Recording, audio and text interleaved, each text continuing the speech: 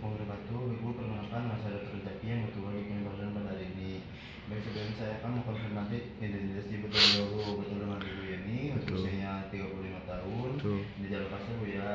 Baik Bu, pada kali ini saya akan melakukan pemeriksaan pada daerah kelamin ibu. Tujuan untuk mengetahui apakah terdapat kelainan atau tidak. Apakah ibu bersedia, Bu? Bersedia. Baik, gimana? Yang pertama, ibu di sini saya ditemani oleh asisten saya. Setelah itu saya juga akan menjaga privasi dari ruangannya.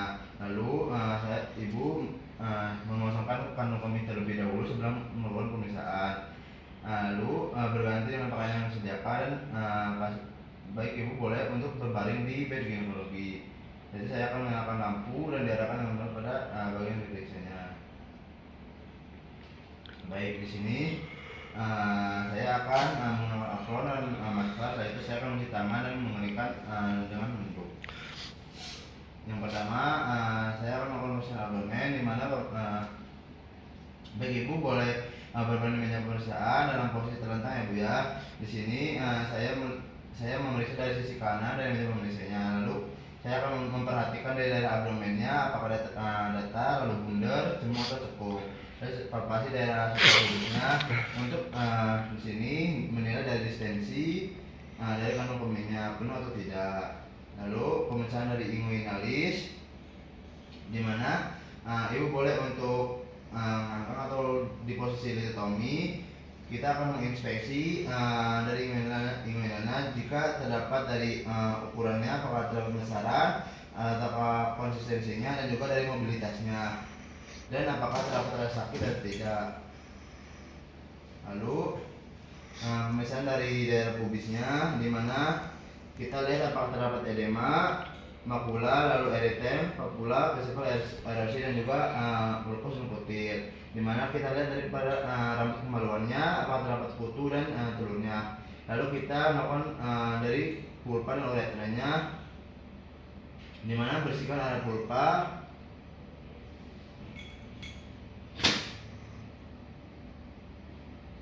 menggunakan pasta. Setelah itu infeksi dari labia mayor dan labia minornya untuk terdapat edema, makula, eritem dan juga papula. Lalu kita pisahkan dari labia mayor, kita lihat dari klitorisnya dan juga dari meatus uretra eksternalnya. Lalu dari klitorisnya kita lihat apakah terdapat pembesaran. Lalu kita juga melihat dari infeksi dari meatus uretra eksternalnya, kita terdapat edema atau tidak. Lalu dari eritem, papul, vesikel, erosi. Jika tidak ada cairan, maka kita bisa uretra dengan meletakkan jari telunjuk pada bagian anterior vagina. Setelah itu periksa dari kelenjar periuretralnya apakah ada pembesaran atau keluar cairan. Setelah itu kita mengangkat jari telunjuk apakah ada sisa cairan. Jika ada, perhatikan dari jumlah, warna dan konsistensinya. Lalu kita palpasi dari kelenjar Bartolininya kiri dan kanan pada posisi jam 5 atau jam 7. Kita lihat apakah terdapat edema, nyeri tekan, massa dan fluktuasi atau terdapat nanah. Lalu kita melakukan dari vagina cervixnya.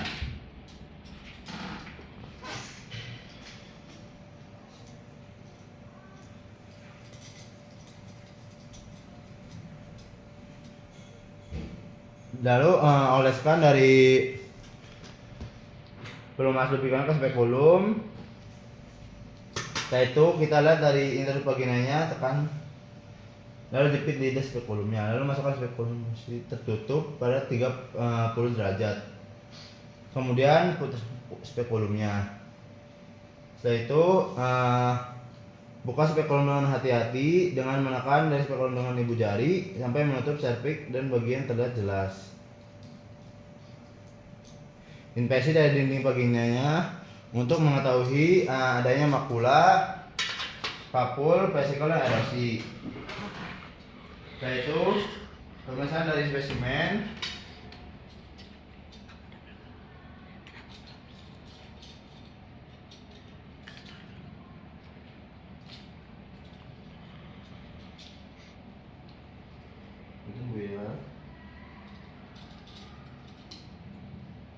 Lalu masukkan kapas 2 cm ke dalam saluran septic, putar hingga menyentuh dinding septicnya selama 5-10 detik. Lalu masukkan ke dalam media transport untuk posisi NSC gonorrhea. Lalu kita juga mengambil untuk melakukan pewarnaan geramnya. Lalu kita melakukan fiksasi.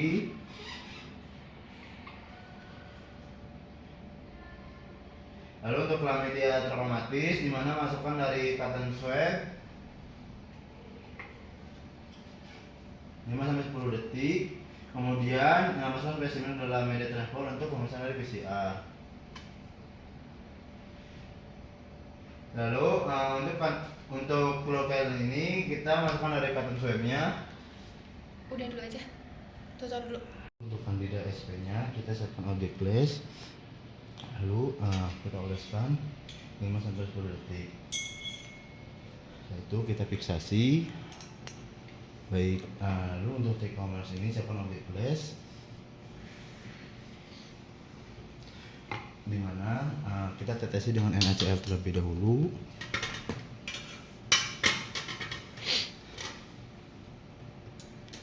Lalu kita oleskan dari spesimennya. Lalu penentukan pH cairan pada vagina ini jepit dari atas pengukur pH.